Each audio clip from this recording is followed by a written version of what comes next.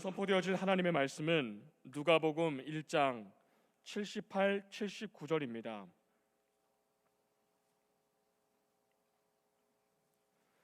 신약성경 89면에 있습니다.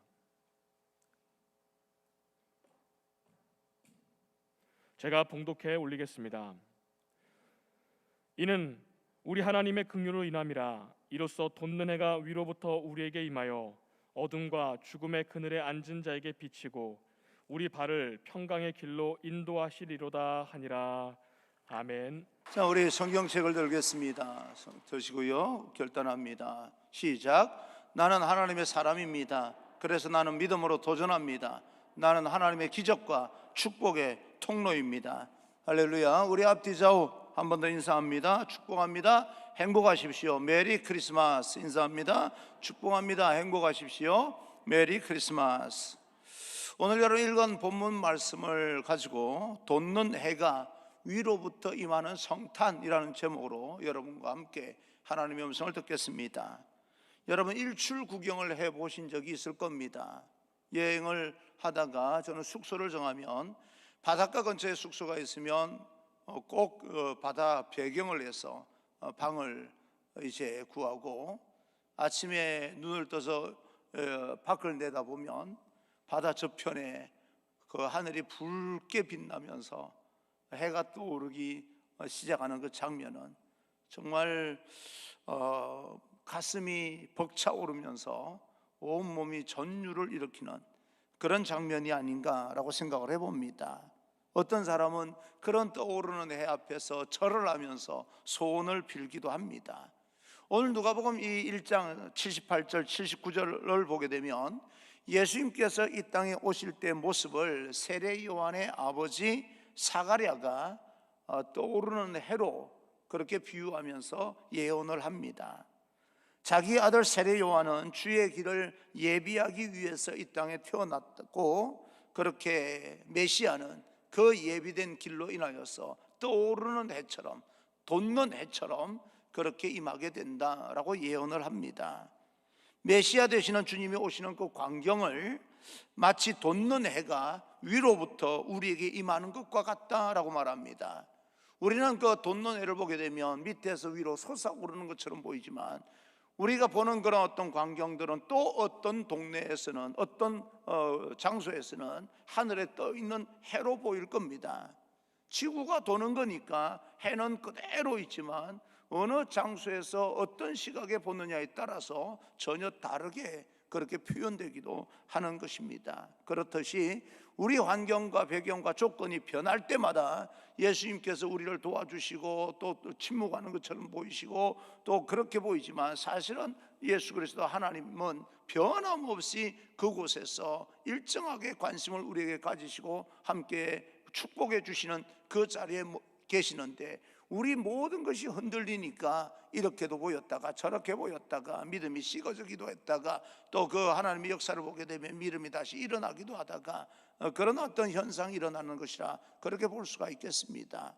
그런데 오늘 이 사가랴는 예수 그리스도의 탄생을 돋는 해, 떠오르는 해로 그렇게 표현을 합니다.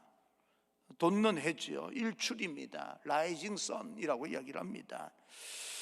하늘 보좌를 버리고 이 땅에 내려오신 하나님의 아들 예수 그리스도 성육신의 예수님은 바로 이 돋는 해, 떠오르는 해와 같다라고 이야기를 합니다. 그런데 이 떠오르는 해는 이 땅에서 우리에게 어떤 역할을 하는가, 어떤 현상을 일으키는가, 말라기 선지자도 이렇게 예언을 합니다. 메시아의 오심은 의의 태양이 떠오르는 것과 같다라고 말하면서 말라기 4장 2절 이렇게 이야기합니다. 내 이름을 경외하는 너희에게는 공의로운 해가 떠올라서 치료하는 광선을 비추리니 너희가 나가서 외양간에서 나온 송아지같이 뛰리라. 나는 여러분을 축복합니다. 이 떠오르는 해로 인하여서 치료하는 광선으로 인하여서 여러분의 육신의 질병이든 마음에 무거운 그런 어떤 병이든 모든 우리 가운데 있는 어둠의 모든 권세든 상관없이 이 돋는 해로 인하여서 모든 질병이 떠나가고 여러분 마음이 온전해지기를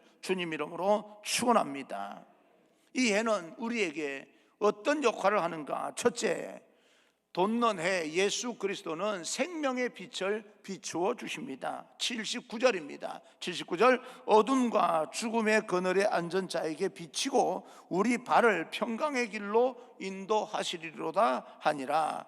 해가 돋으면 어둠과 죽음의 그늘에 앉은 자에게 비치면서 어둠이 사라지고 물러가게 됩니다. 해가 떠오르기 직전이 가장 어두울 때라 그럽니다.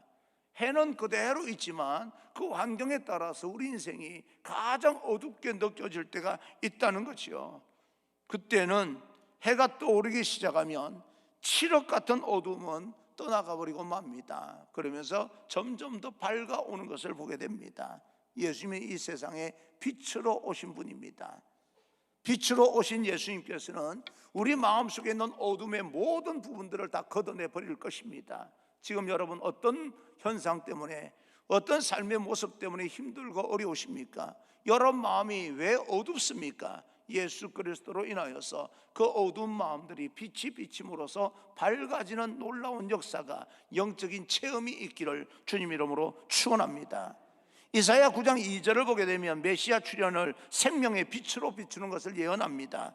이사야 9장 2절 흑암에 행하던 백성이 큰 빛을 보고 사망의 그늘진 땅에 거주하던 자에게 빛이 비치도다 라고 이야기를 합니다.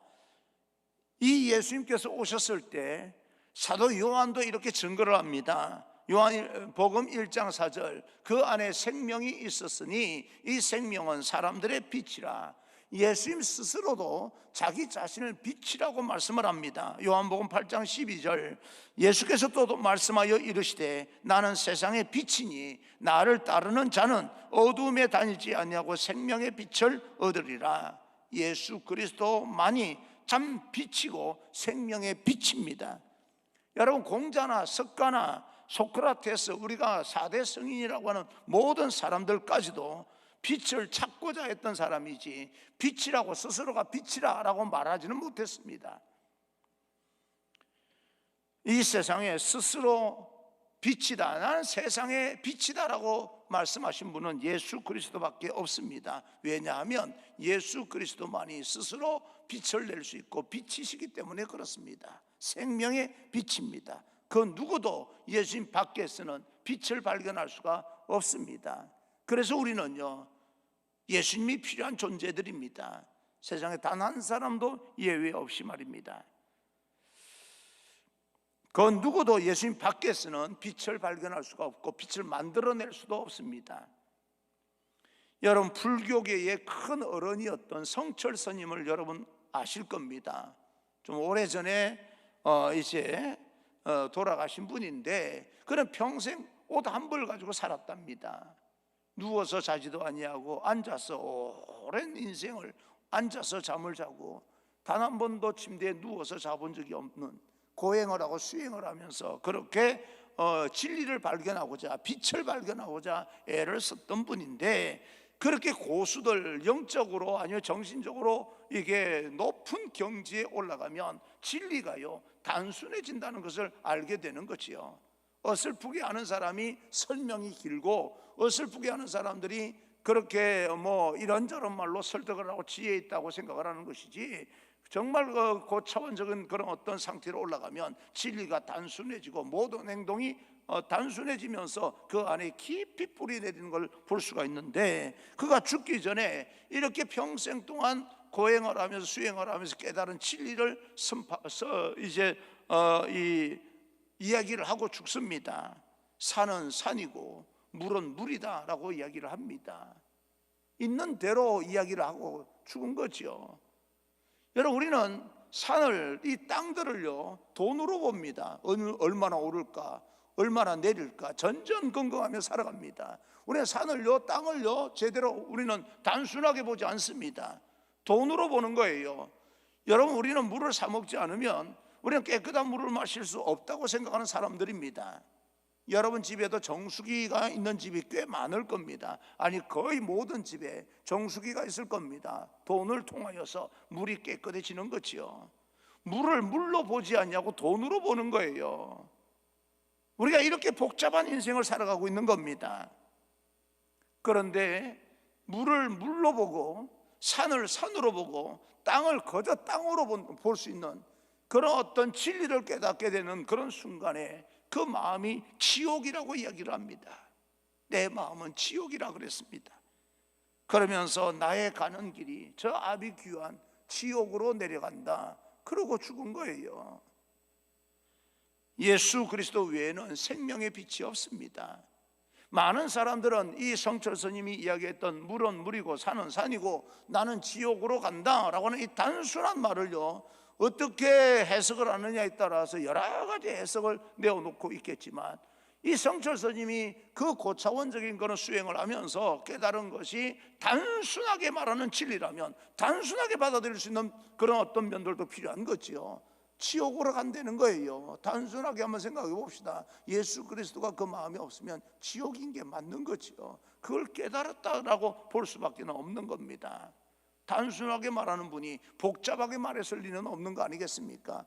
해석이 필요한 대로 말했을 리는 없는 거지요. 있는 대로 말했겠지요. 그러면 뭡니까? 예수 그리스도 외에는 하나님 앞으로 나아갈 자가 없다는 겁니다. 사람이 노력한다고 해서 빛의 세계가 찾아오는 것이 아닙니다. 빛이 위로부터 나에게 임하는 것이지 내가 만들어낼 수 있는 게 아닙니다. 아무리 그가 깊은 수행을 한다 할지라도 모든 사람은 밑에서 수행을 하면서 신을 찾아 올라가는 종교지, 기독교처럼 빛이 위로부터 내려오는 종교는 기독교밖에 없습니다. 그러므로 우리는 돋는 예수 그리스도 이 성탄의 은혜를 우리는 깊이 받아야 됩니다. 생명의 빛이 영혼에 임하면 죽었던 심령도 살아납니다. 하나님의 생명을 주시는 분이기 때문에 그 하나님으로부터 생명을 가지게 된다면 우리 이 땅이 아무리 어두운 시대라 할지라도 우리는 생명의 빛으로 돌파해 나갈 수가 있게 됩니다. 난 여러분 인생이 그렇게 예수 그리스도 돋는 해로부터 나오는 그 영적인 에너지를 가지고 이 땅의 모든 어둠의 권세를 물리치고 극복하고 승리하는 하나님의 백성이 되기를 주님 이름으로 축원합니다. 생명의 빛이 가정에 임하면 그 가정이 더 굳건하게 세워지게 됩니다. 생명이 임하면 깨진 가정도 회복되어지는데 온전한 가정은 얼마나 더 든든히 서가겠습니까? 생명의 빛이 교회에 임하면 죽어가던 이 교회가 다시 살아나는 것이 아니라 다시 번성하고 부흥의 놀라운 역사가 일어나게 됩니다.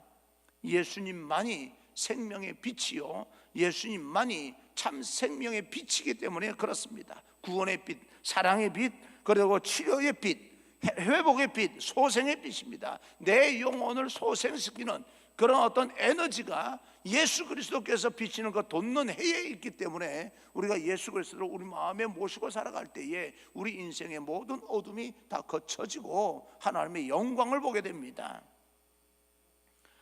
마음이 어두운 사람은 절망을 합니다. 그죠? 그러면서 뒤로 점점 더 물러갑니다. 물러서더니요 결국에는 자기 세계에 갇혀버립니다. 요즘 점점 더 집 안에서 문을 걸어 잠그고 그 방 안에서 무엇을 하는지 자기 혼자만의 시간을 보내는 그런 우리 자녀들이 점점 더 많이 늘어나고 있어요. 정말 안타까운 일입니다. 세상을 보니까 희망이 보이지 않아서 점점 더 한 걸음 두 걸음 뒷걸음 치다가 결국은 자기 세계에 갇혀버리는 겁니다. 사람을 만나기도 싫어하고요, 자기 세계에서 절망을 느끼면서 자기 나름대로 시간을 보내고 있지만 그것이 정말 먼 훗날 멀지 않은 그런 어떤 세계에 그것이 사회적인 문제로 개인적인 그런 어떤 가장 큰 문제로 대두될지는 아무도 모르는 일입니다. 그래서 이 마음이 어두운 사람은 절망하고 낙심하고 무지하게 됩니다. 세상에서는 가장 좋은 학교 나오면서 가장 지혜롭고 가장 똑똑하다고 하는 사람이 세상에 대해서 캄캄해지고 어두워지면서 그 환경을 극복하지 못하면서 한 발 한 발 뒤로 물러서더니요 가장 무지한 사람이 되고 맙니다. 괴로워하면서 미워하게 되고 사람을 만나지 않으려고 하고 자기 세계에 갇혀서 어찌할 바 몰라서 그 인생을 망가뜨리는 사람들이 한두 사람이 아닌 것은 우리는 알고 있습니다. 세상이 그렇게 변해가는 거죠. 그래서 요한일서 2장 11절에 이렇게 말합니다. 그의 형제를 미워하는 자는 어둠에 있고 또 어둠에 행하며 갈 곳을 알지 못하나니 이는 그 어둠이 그의 눈을 멀게 하였습니다. 세상의 모든 것이 다 그대로 이 육체적인 시각으로는 이 안목으로는 다 볼 수 있는데도 불구하고 어디가 길인지 알지 못해서 갈팡질팡하는 인생들이 얼마나 많습니까? 사업을 해서 창업을 했는데요, 이 사업이 어느 방향으로 갈지 몰라서 갈팡질팡하면서 망한 사업이 한두 사업이 아니지 않습니까? 눈으로 보여진다고 다 보는 게 아니다라고 하는 것을 우리는 다시 한번 깨닫게 됩니다. 빛이 있어도 눈이 어두우면 볼 수가 없는 거지요. 아무리 세상에서 밝히 본다 할지라도 그 안에 영적인 눈, 정신적인 눈이 떠있지 않으면 우리는 은밀한 그 현상에 녹아져 있는 은밀한 일을 깨달을 수가 없게 되는 겁니다. 눈이 있어도 빛이 없으면 볼 수가 없고, 빛이 있어도 눈이 어두우면 볼 수가 없는 겁니다. 요한복음 8장 12절에 생명의 빛이라고 말씀하신 예수님은, 그래서 요한복음 9장에 보게 되면 실로암 날 때부터 소경인 자, 맹인인 자의 눈을 뜨게 만들어 주신 것도 그 단순하게 육체적인 눈을 뜨게 만들어 주셨다라고 하는 의미도 있겠지만, 그 말씀이 성경에 기록되어서 우리에게 읽혀지는 이유는요, 우리에게도 떠야 될 눈이 있다는 거예요. 우리가 세상을 살면서 보지 못하는 것들도 너무 많다는 이야기입니다. 내가 보기를 원할 때는 봐야 되는데, 내가 보기를 원할 때 앞이 캄캄하여서 우리 인생이 어떻게 펼쳐나가야 될지 알지 못하고 눈이 캄캄하여진 그런 상태, 이 세상이 너무 어둡지 않습니까? 지도자를 보면서, 지도자가 최고 지도자가 될 사람들을 보면서 희망이 느껴져야 되는데, 길이 보여야 되는데 도무지 길이 보이지 않는 그런 현상을 우리는 이를 어떻게 이해를 해야 되는 것입니까? 돋는 해, 이 성탄 예수 그리스도를 통해서 여러분의 눈이, 여러분의 마음이, 여러분 가정이 다시 밝아지고 열려져서 우리가 볼 수 있는 것을 볼 수 있는 놀라운 축복의 시간, 결단의 시간이 되기를 주님 이름으로 축원합니다. 지금은 캄캄함이 우리 앞에 가리워서 보지 못하게 만들고 있습니다. 그 가운데 생명의 빛 예수 그리스도로 인하여서 다시 한번 여러분 눈이 열려서 보이게 되는 축복이 있기를 주님 이름으로 축원합니다. 가정의 회복의 길이 보이기를 바랍니다. 직장과 사업의 길이 보여서 여러분 직장과 사업이 이제는 2022년에는 훨씬 더 번성하고 놀라운 축복으로 가득가득 채워지기를 주님 이름으로 축원합니다. 여러분 삶의 모든 자리에서 소원하는 모든 일들이 빛으로 열려져서 그것을 다 성취되는 축복을 누리기를 주님 이름으로 축원합니다. 생명의 역사가 여러분 삶 가운데 어둠을 뚫고 다시 밝아짐으로 인하여서 드러나게 될 것입니다. 우리는 그것을 기대하면서 오늘 우리가 2021년 마지막 주일이라고 말하지만 우리는 마지막을 이야기하는 것이 아니라 마지막 주일에 우리는 시작을 이야기하는 것입니다. 새로운 출발을 이야기하는 것입니다. 왜요? 지금은 캄캄함이 우리 앞에 있다가 돋는 해로 인하여서 밝아질 것을 우리는 알기 때문에, 그걸 믿기 때문에 우리는 마무리가 아니라 출발을 우리는 이야기를 하고 있는 것입니다. 그래서 에베소서 5장 8절 이렇게 이야기합니다. 너희가 전에는 어둠이더니 이제는 주 안에서 빛이라, 빛의 자녀들처럼 행하라 라고 이야기합니다. 이전에는 전혀 소망이 없었는데 이제는 돋는 해로 인하여서, 예수 그리스도로 인하여서 소망을 가질 수 있으니 새롭게 결단하고 출발하라, 시작하라, 그런 의미이겠지요. 그런 돋는 해 예수 그리스도는, 두 번째 돋는 해 예수 그리스도는 평강의 길로 인도해 주십니다. 79절 다시 한번 읽습니다. 어둠과 죽음의 그늘에 앉은 자에게 비치고 우리 발을 평강의 길로 인도하시리로다 하니라. 생명의 빛이 되신 예수 그리스도께서는 우리를 평강의 길로 인도해 주신다. 길이 보이니까 보이는 길로, 우리가 모두가 파악이 된 그 길로 걸어가다 보니까 하나님의 평강을 누리게 되는 겁니다. 돋는 해가 비칠 때 우리가 그동안 보지 못했던 길이 보여지기 시작합니다. 전에는 어둠 속에서 길이 보이지 않아서 갈팡질팡 이리 갈까 저리 갈까 헤매기 시작했는데 이제는 길이 보입니다. 그 고든 길로 예수 그리스도 길로 한 걸음 한 걸음 걸어나가는 그 길이 바로 평강의 길입니다. 여러분 가정과 사업과 직장과 여러분 모든 삶의 자리가 하나님께서 인도하시는 평강의 길이 되기를 주님 이름으로 축원합니다. 내가 가는 길이 멀고 험하다 할지라도 우리 마음속에는 하늘의 평강이 넘쳐서 걱정과 두려움이 없어지는 거예요. 샬롬이 넘쳐납니다. 성경은 단호하게 이야기합니다. 이 세상에 의인이 없다. 스스로 빛을 만들어낼 수 있는 사람이 없다는 이야기입니다. 단 한 사람도 없습니다. 로마서 3장 10절, 11절, 12절에 이렇게 이야기합니다. 기록된 바 의인은 없나니 하나도 없으며 깨닫는 자도 없고 하나님을 찾는 자도 없고 다 치우쳐 함께 무익하게 되고 선을 행하는 자는 없나니 하나도 없도다 라고 이야기를 합니다. 하나도 없다는 거죠. 왜 이렇게 사람들이 앞이 캄캄한 존재가 되었을까? 18절입니다 18절 그들의 눈앞에 하나님을 두려워함이 없느니라 함과 같으니라. 하나님을 두려워하지 않으니까, 하나님으로부터 내려오는 빛이 임하는데도 불구하고 거부하고 받아들이지 않으니까 그 인생이 캄캄한 거예요. 스스로 빛을 낼 수 있는 사람이 없는 거예요. 반사해 주는 사람도 없는 겁니다. 단 한 사람도 없다고 선언을 해버립니다. 세상 사람들은 눈앞에 있는 하나님을 두려워하지도 않습니다.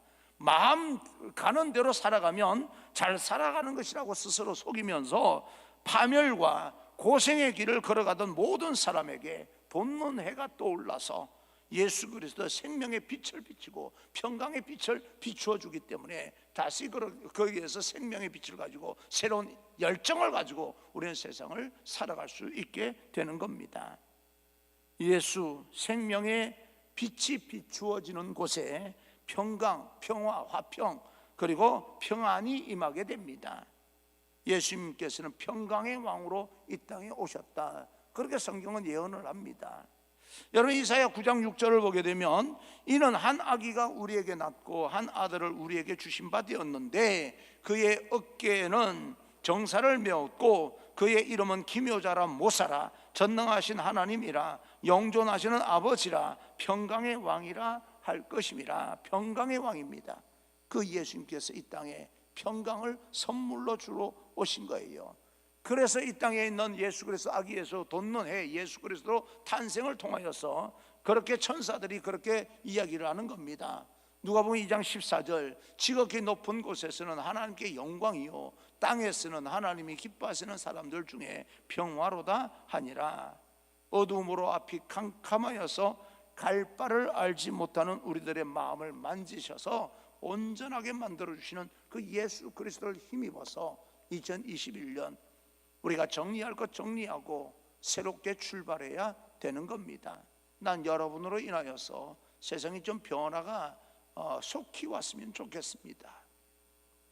우리는 어떤 희망적인 어떤 리더십을 바라지만 저는 살아가면서 한 가지 생각을 하는 게 있습니다. 어떤 사람은 저를 보고요 성질이 좀 급하대요. 근데 급하게 만든 사람이 누군데요? 주변에 있는 사람들이 급하게 만든 거예요. 목사님 왜 그렇게 화를 내십니까? 화를 내게 만든 사람이 누군데요? 그 화를 낸 사람도 성숙해서 화를 좀 조정하고 절제하고 참을 필요도 있겠습니다. 그런데 화를 내게 만든 사람도 다른 사람 화내게 만들면 안 되는 거예요. 세상은 상호작용이 있지 않습니까? 언제까지 참으라고 하는 거예요?